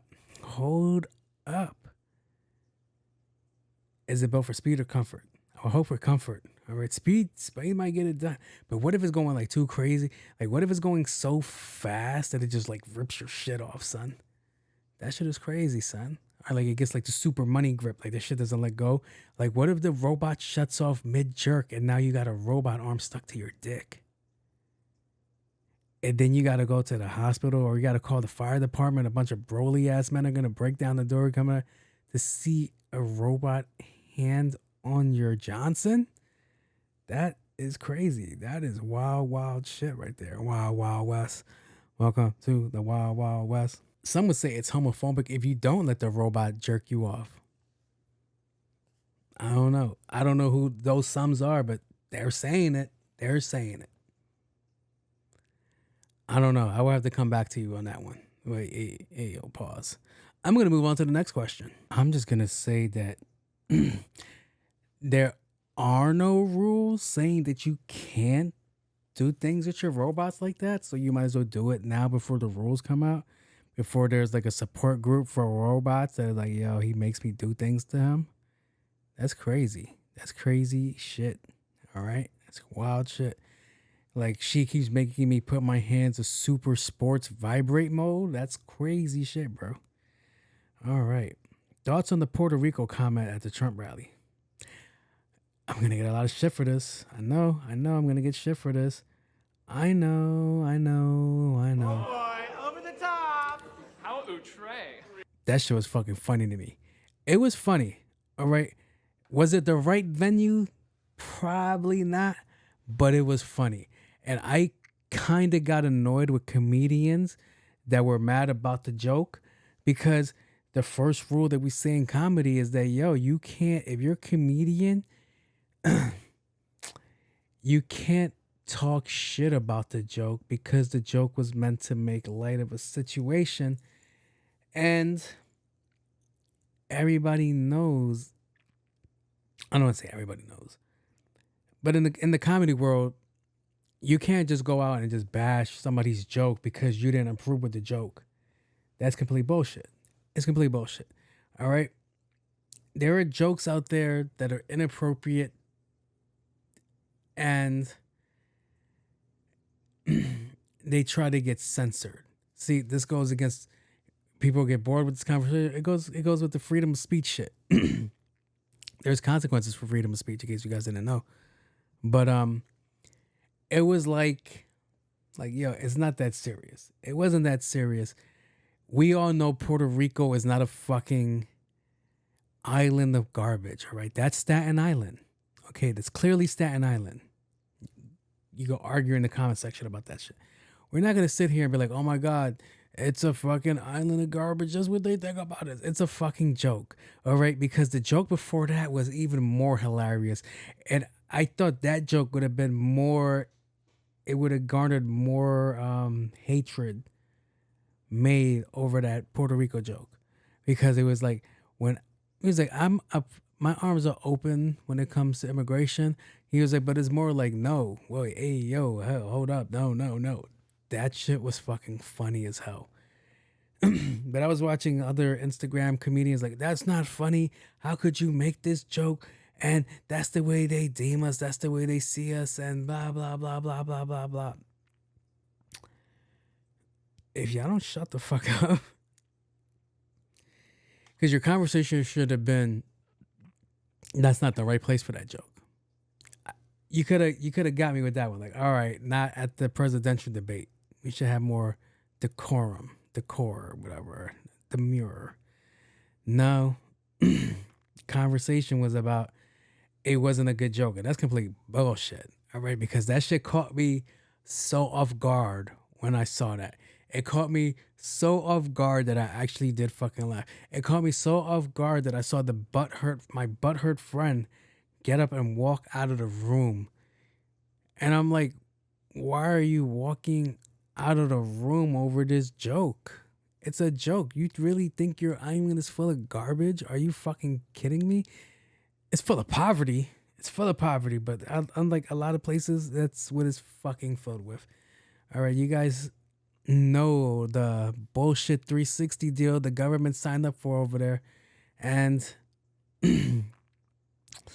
that's the part that sucks. That's the real part that people should have an argument with, a real issue with. Not that fucking joke that he made. That shit was fucking jokes. Let me see. What's his name? And if you know that guy's a fucking dick. He's always been. Kill Tony, Puerto Rico. Kill Tony, Puerto Rico. Who the hell wrote Rico like that? Welcome back. A week from tomorrow. Harris and former Madison Square Garden last night. Like, I don't know if you guys know this, but there's literally a floating island of garbage in the middle of the ocean right now. Yeah. I think it's called Puerto Rico. The campaign says this joke does not reflect the views of President Trump or the campaign. Where are my proud Latinos at tonight? This is the joke. You guys see what I mean? It's wide open. There's so many of them. That's fucking funny. It's absolutely incredible. Believe it or not, people, I welcome migrants to the United States of America with open arms. And by open arms, I mean like this.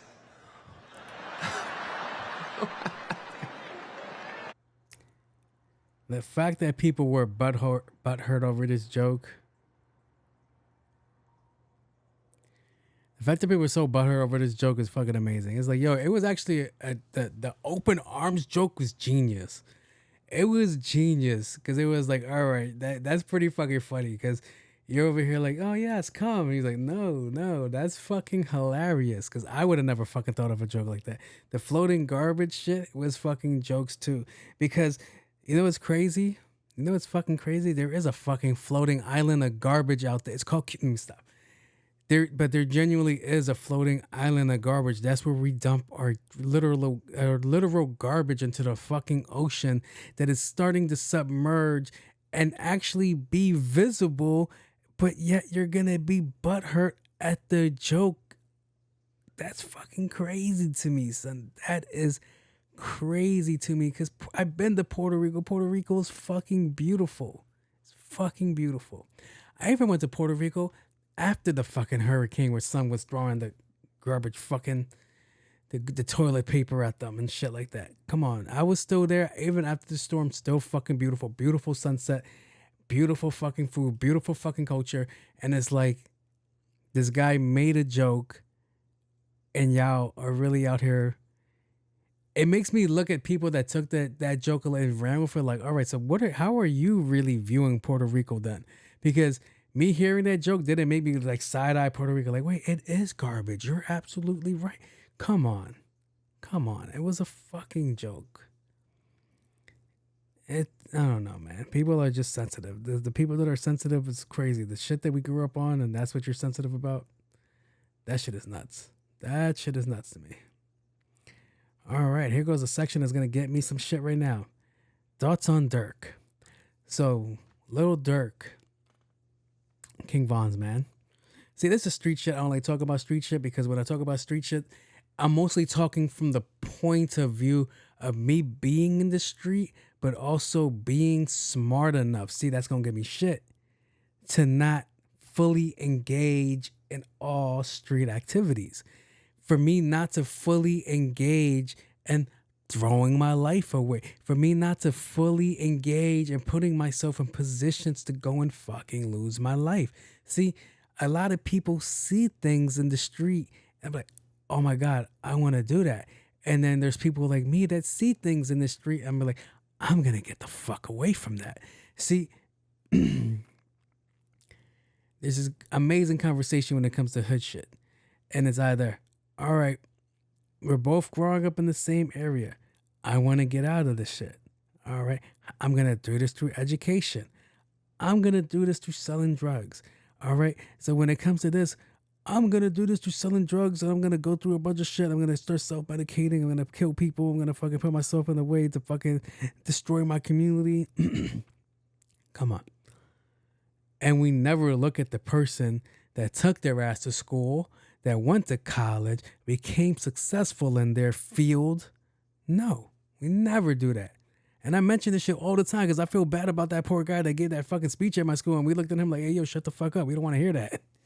Which is crazy because he's over here like, come on, guys, it's achievable. You don't have to sell drugs. And we're like, nah, fuck you. We're going to sell drugs. So it's a wild conversation. But back to this conversation with Little Dirk. Little Dirk was recently arrested by the marshals, and he's being transported right now because they're getting him for murder for hire, which is going to be a crazier fucking sentence than the actual people that did the murder.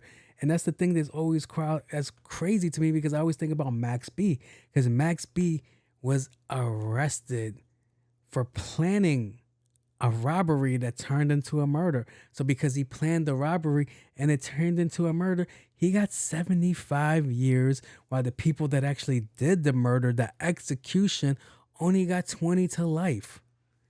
Do you know how crazy that is? That's some wild shit. Planning it got you more fucking time than actually doing it. This is the conversations that we're having, people that people aren't seeming to grasp. So we're talking about him planning to get Rondo Quando out of here, out of the paint. Allegedly, I'm gonna say allegedly, so nobody comes for me. So there's a trail. There was a trail, a little bread trail that brought them back to the situation at hand. And I believe before that conversation was had, before everything was put into motion, there was an interview with Adam 22, I believe. No, it wasn't Adam 20. I think it was Vlad TV.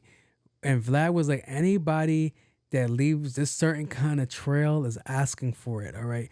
If you're over here leaving a digital fingerprint or a footprint that's going to lead you back to a murder, there's no other way for me to look at you, but you're fucking dumb. And the other piece that comes out of this conversation is just because you're doing good now doesn't mean you can run away from your past. Just because you're here now doesn't mean you don't have to atone for some shit that you did back then. See, I am a huge believer in karma, and I feel like a lot of the times I have bad karma because I used to wild out when I was younger. Now when bad shit happens to me now, I'm like, I probably deserve that. I don't know when that karma is going to be fucking fully restored. I'm like, all right, we're even. I don't know when that's going to happen. But a lot of the times when I go through some crazy shit, some bad shit, I'm like, all right, pretty sure I had this coming. I deserve what's gonna happen to me. So people like this girl I talked to, she's a little hood. And she was like, yo, I just found out Dirk got arrested and blah, blah, blah. He was really changing his life for the good. He started being more, instilling more family and friendship and trying to get away from the beef shit. And I was like, oh, that's crazy. I was like, yeah. And I don't want him to go to jail because he made that song, All My Life. I was like, you're going to pay with all your life. Like, come on, son. You can't run away from something that you did. Just because you're no longer the same person that you were before doesn't mean that you aren't still not the same person that's responsible for it, son. You still had a part to play in some shit. So it doesn't matter what kind of rebrand you're doing, all right? If they're going to come for you off something that you did and that you are allegedly guilty of, you gotta deal with it, man. You gotta fucking stand up, stand tall, like motherfuckers be saying in the hood. Like, all right, whenever you're gonna go to jail, you'll stand tall on your shit. All right, that's what you gotta do, sir. Unfortunately, if you know what, I can't even say that. When you have your day in court, whether you're found guilty or not, that's between you, the judge, and the Lord. All right, but if you did do this, man, go fucking do your time, and that's it, man. That's the only thing I can tell you is go do your fucking time, or invest all your money into your lawyer so you can get the fuck off of this, all right? But just know that's not the end of your karma, because if you're running around with this guy, so King Von is deemed a hip hop serial killer. I was watching some of his shit, and I'm like, that motherfucker's a serial killer. He really is. He's a fucking demon and all this shit. And if that's your man, I know a lot of people like to argue this shit because it comes down to like, if your girl hangs out with a bunch of hoes, what's to tell you that she's not a hoe? And their retort was, just because a dude hangs out with a lot of killers doesn't mean he's a killer. So I was like, all right, I could kind of get it. But if your main man was the main killer and you have to been around for a lot of the shit, it's like, if it looks like a duck, it must be a duck. If it looks like a duck, quacks like a duck, it has to be a duck, right? So that's what it's coming down to. So people were making all these excuses. He's a product of his environment. I want to hear that. I don't want to hear that because doctors come out of that environment too. You just chose a certain route. You chose the fast get money route. And it's not an easy route either. That's not an easy route. That's just as hard as if you go to school. A lot of people don't want to believe that. Selling drugs is not an easy thing, all right? You think you could just say, hey, man, you want some crack? Well, crack kind of sells itself. But we know the negative connotations that come with crack. If somebody be like, hey, man, you want some crack? I'm like, oh, yeah, sure, I want to ruin my life. You want some meth? Oh, yeah, sure. Fuck my teeth. Fuck that. Like, come on. There are certain drugs that's like, all right, I got to find a way to market this. That's a college course. Marketing is a college course. NYPD helicopter circling. All right. Don't care. It's like there is marketing. There's strategic strategizing. There's so much shit. There's money management. There's product management.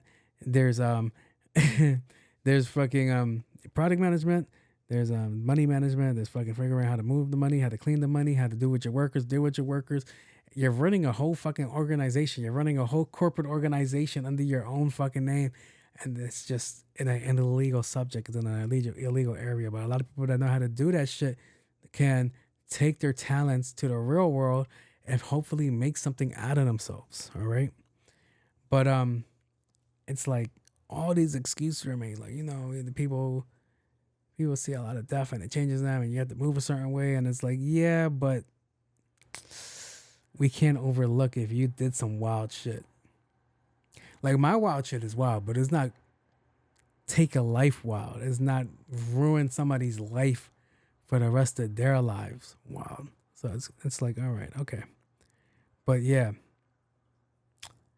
I don't want to hear the excuses of his environment because you're a product of my environment. It's such bullshit sometimes. It's like, all right. Because I could fucking easily fucking explain this shit to you guys. Easy, real easy. I could just take him out of it, bring my life into it. All right, so grew up with a bunch of friends. A lot of them started dying. A lot of them went to jail. The ones that went to jail heard some wild stories. I was like, all right, that doesn't seem like fun. I had a friend that kept fucking escaping. He didn't know how to fucking stay in there. He was like, it's the worst fucking place to be in. That's why I keep escaping. Thinking about not knowing. I'm like, every time you escape, they add more fucking time to you, dickhead. And it was like, all right. And it was like, do you want to deal with this? Do you want to deal with this? All right, if you're going to go down this route, then you got to be always in the swivel. You always got to be ready and then just know that you could fucking die at any point. All right. And then everybody's like, the worst thing you could do is die. No, it's not. No, it's not. The worst thing you can do is live. All right. In a situation where if somebody shoots you the fuck up and you live, you have this amazing medical bill that Medicare might not cover. All right. Let's say you get shot in the spine. You're fucking paralyzed. Let's say you get the wrong body shot. You're pissing in a bag. You're shitting in a bag. All right. Let's say, oh, the worst one I've seen, this kid got shot in the stomach and he lost all the skin on his stomach. And he has a plastic garbage bag. It looks like a silk garbage bag that's now his stomach. And he's over here running around with what's that shit called? That stomach shaper? The faja. He has like a faja. It's like, oh, you trying to get your stomach shaped? You trying to get your waist snatched? No, his waist was already snatched by a fucking bullet. So when I see these things, I have a friend. Oh my God, yo, if he's still alive, if not, shit. Took a shotgun to the face. A shotgun to the face. He lived. Yeah. I'm pretty sure he's happy he lived, but he has to now live a different life than what he was originally living. I'm like, there are certain situations that you see and you have to be like, all right, I don't want to be a part of that. I don't want to deal with that. Oh yeah, the money's coming fast. Great. What does that come with? It comes with death or fucking prison. It's very rare that people get a happily ever after. Those are your choices. I just told you this man Wallow did 20 years and got another 20 years of probation. That's some crazy shit. I'm like, you could see these options and be like, that shit ain't for me. I'm sorry. It's not. Call me whatever you want. No. You know what's crazy is that I had people at one point trying to convince me that going to jail was cool. Trying to go into prison was cool. You know, bro, if you go to jail, you get a reputation. Nobody will think you're soft. I already have a reputation. I don't need to go to jail. You know, if you go to jail, you know, you get fucking strong as shit. You get cut up, you get brawled. Nigga, I could go to a gym. What are we talking about? I remember shit people try to instill in me when I was younger, and I was like, nah, I'm not going to go with that. Nah, I'm not going to go for it. See, you could get me with the drug dealer talk. The drug dealer talk is cool. You think, if I sell these things, I can get this? That sounds like a good deal. That sounds like a real good deal. If I do this could drastically change my life for the better. Oh, no. Sure, sign me up. That's what I want to do. Oh, yeah. Wait. Wait a minute. You didn't mention that I would make enemies like that. You didn't mention that people would be trying to put me away for the rest of my life. You did not mention that people that I call my friends would be the ones that would try to take my life. You didn't mention that. You did not mention that at all.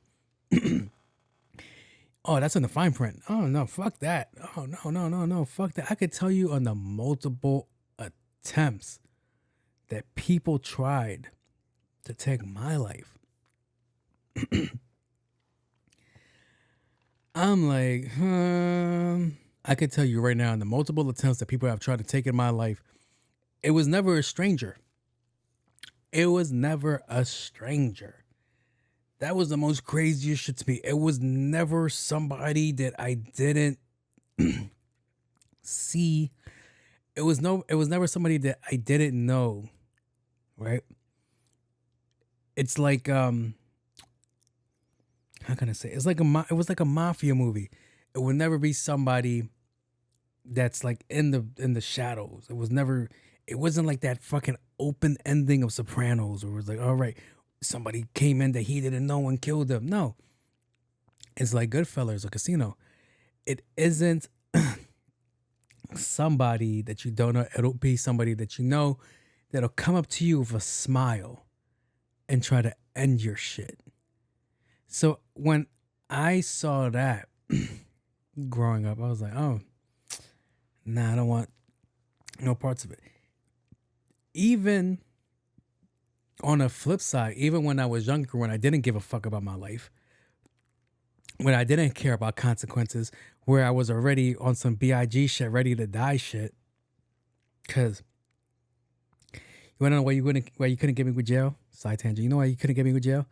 Because most of my complaints from school was I don't like to listen, I didn't like to read the rules, I didn't like to obey the rules. So why the fuck would I go to a place where they make you do that shit? And if you don't do that shit, they beat your motherfucking ass. They'll punish you, isolate you, extend your sentence. Why would I want to be placed in a place like that? I already know I'm not going to do good in a place like that because I'm not doing good in a place like that on the outside. So why the fuck do I need to go to the inside to go figure that shit out? See, back to the death part. See, bring it back. When I was younger, I didn't give a fuck if I lived or died. I couldn't care. All right? Still struggle with that a little bit.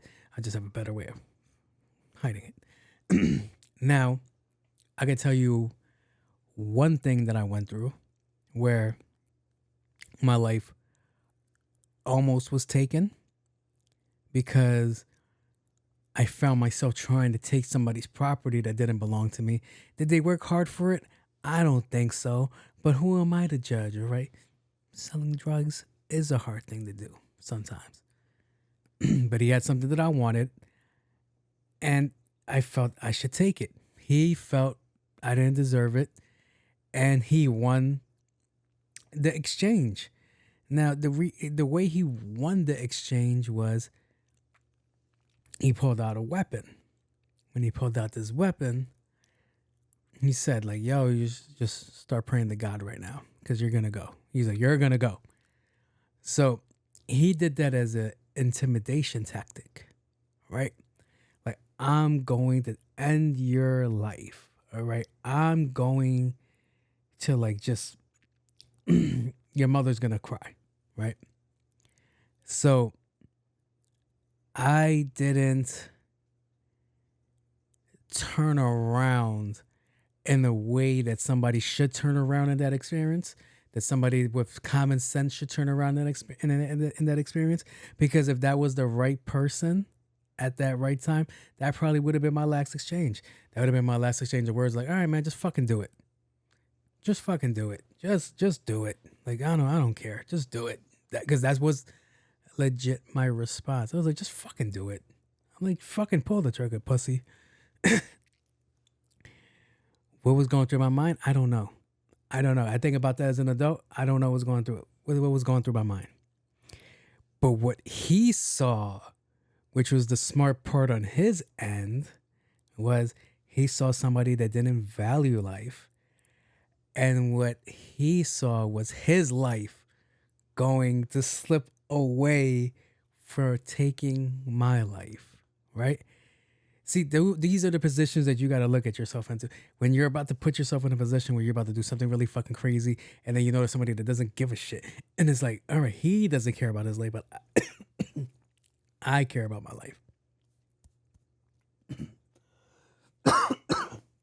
But I care about my life. So I'm not going to throw my life away for somebody that doesn't care about their shit.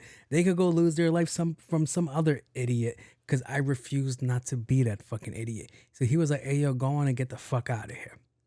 All right? I didn't really start looking at things differently until a situation that I was placed in where me and a friend were just literally talking. We were just talking, having a conversation. It's like, all right, man. And then we literally went our separate way. We were talking about a video game. That's how crazy this shit was. We were talking about a video game. We were supposed to get on the video game, play the game, and just fucking bullshit, right? And I think that's where I took a time away from my PlayStation. But we were gonna go get on this play this video game. We're gonna go blah blah blah blah, and yeah, man, I'll see you. Now we're going to fucking finally beat this level. Yeah, man. All right, we got it. We walk away. I take a minute or two later. I hear, gong, gong, gong, gong. I was like, all right, somebody just got fucking shot. Still go home, log in. Never logged in. I was like, okay.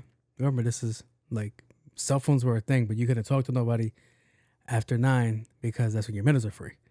So I think nothing of it. It was, all right, he probably found some chick, blah, blah, blah, blah. Next day, this kid died. And I'm like, I was just fucking talking to him. When the fuck did he die? It was like, he gave the time. And I'm like, that's fucking crazy, son. That's fucking crazy. Somebody that planned, like we planned to do things, right?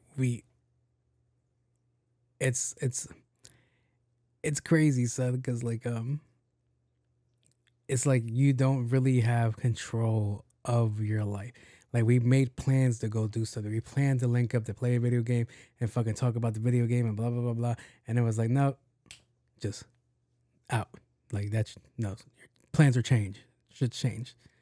So yeah, when I hear about like this product of my environment shit, it's like, it's just a cop out. It's a cop out. It's a cop out. I'm sorry. And as far as Dirk goes, you're gonna get your day in court. Let's see what happens. Either you get charged, you don't get charged. If you get charged, stand tall on your charges. And people just need to get to the point where I feel like you need to stop glorifying the hood because the hood doesn't do shit for you. My favorite joke is from Gerard Carmichael, and he was like, yo, fuck the hood. Hood ain't never do nothing for me. Hood ain't never do nothing for me. Which kind of goes against what I said earlier about the philanthropy lady. He's like, the hood ain't never done that for me. The hood stole my bike. What the fuck I want to give back to the hood for? It was just a fucking joke. It was fucking jokes. So I was like, all right. But yes, I'm going to move out of this section. My bad if I went a little bit too far with that section and jump into the... Welcome to the Part-Time Lover section where people like to join into the messiness of this section, and I love it. People that are fast, there's people that listen to my show and fast forward to this section because this is where the drama is at. And shout out to you guys. I appreciate you guys because a listen is a listen and a view is a view. Appreciate y'all. So without further ado, all my life. I didn't even know that fucking song. I just know that hook. But that girl was really trying to like tell me like, he made that song, so he should be free. You say that shit to somebody, kill somebody in your family. It's like lock that motherfucker up. But all right, first question on Part-Time Lover. I asked my man if he could protect me in a life or death situation and he got mad. I think it was a legitimate question because he is not the biggest, so I feel I need to know. I need to be secure. What you think? Yo.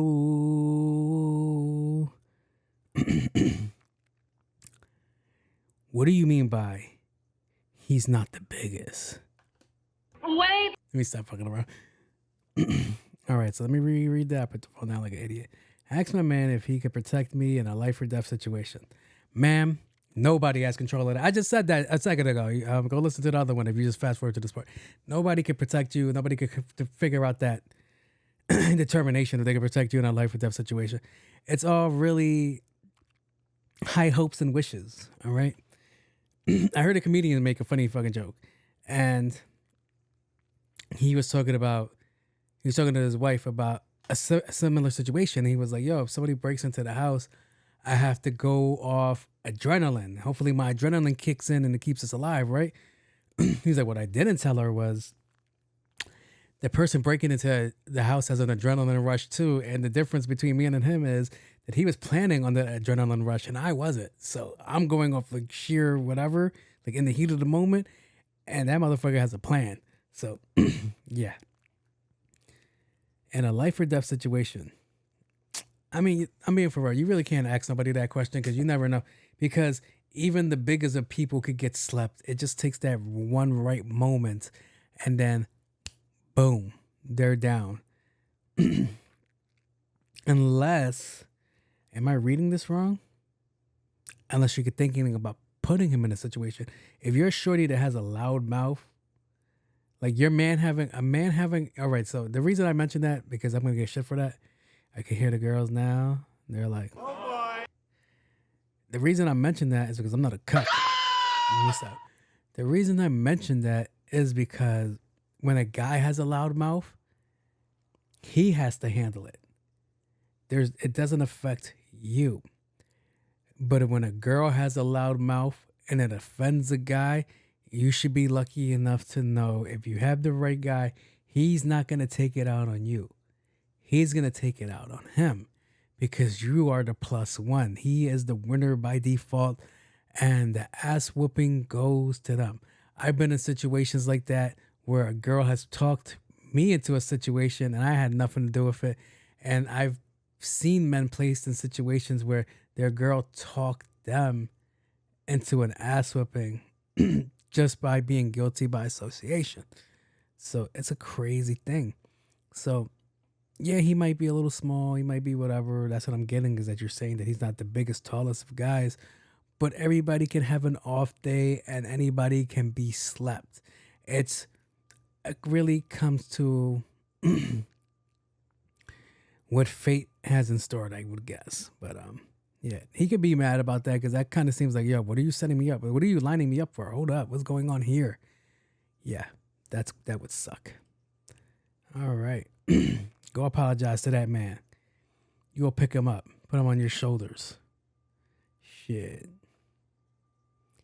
Let's go to the next question. My girl cat ran away and she wants me to put up the reward money. Hey. I just want to say, first of all, fuck that cat, and I ain't putting up a damn thing except the flyers. Am I tripping, or should I just shut up and put the money up? Cold-blooded. Sir. At first I thought you meant vagina, but no, you're actually talking about a real cat. That's crazy. You must be new because you don't care about the cat, because I like pets. I'm a pet person. I just recently adopted a street cat. Not in the house, but I feed this cat. And I'm going to be really sad because I haven't seen it in 2 days. So hopefully that cat's still alive. But yeah. Pets are fucking important, sir. If you never had a pet, then you can't possibly know what's going on. Because if you had a pet, then you would have known. They're like, hey, man, I get it. Because I've always had a dog. And I love my dogs. I can let you know right now. I never put a reward up. We don't got reward money. I tell that to my family members too. When they go on little vacations out of America, I let them know, if you get kidnapped, we don't have ransom money, all right? So you're going to have to figure some shit out over there, because we ain't coming to save you. And the same thing goes for my pets. If they ever go missing, there is no reward money for their ass, all right? I'm going to get a really nice rest in peace shirt, or have you seen my dog shirt? So, yeah. If you had pets, which I'm assuming you don't, then you would know how sacred pets are. Because I love my pets. My pets are like my little siblings. Like Roxy, she's like my little sister. The cool sister. The bad sister. Stop. Like stepsis, chill. You know, we're not related by blood. So, but yeah. Nah, man. How much is the reward? What is she asking for? What kind of dog is it? She said dog, right? No, you said cat. What kind of cat is it? As if it's a Savannah cat, that shit is worth money. You're going to want that shit back. Yeah. I don't know. Cats are assholes. Cats just kind of do their own thing. I would have had more sympathy if it was a dog. But, yeah, man, if you have pets, then you would know, man. Pets bring a different type of love. I kind of mentioned it in the last episode in the beginning. I was like, yo, man, your pet loves you unconditionally if it's a dog, not a cat. Cats are different. Cats could just fuck with you, man, but they could also just not fuck with you and attack you in the middle of the night. I've seen all those videos on YouTube. That shit is fucking hilarious. Where cats go crazy in the middle of the night, just start attacking their owners. Nice. But, yeah. Stop being chump. Go put some money up. Go put some $10 up. Contribute something. $1 goes a long way, all right? But you should also know that the people that are going to return your cat most likely are the ones that stole your cat. So, yeah. Little FYI over there. So, put the money up, blood. Stop playing. And I'm going to take us out of... Thank you to those that participate in that. And I just want to say it's getting late. I want to get out of here. I got to be at work pretty soon. So I just want to say thank you to everybody that partakes with the show, likes, comments, shares, subscribes to the show. And before we get out of here, I just want to say shout out to you guys that are out there grinding, hustling. Shout out to you guys that are out there making things happen. Shout out to you guys that are taking small steps that are going to turn into big steps. Shout out to you guys, all right? The world might be kicking your ass right now, but eventually you're going to counter and whip their ass, all right? You're going to take shit by storm, all right? So, as I always say, if you're down right now, all right? The world don't stop because you stop, so keep it moving, guys. Keep it moving, all right? That's all I can tell you guys is keep hustling, all right? It's always a new day, all right? So try to make it work for you. So I just want to say thank you, thank you, thank you. I am your host, on my cool J, aka Jose Luis. I am out of here. Peace out.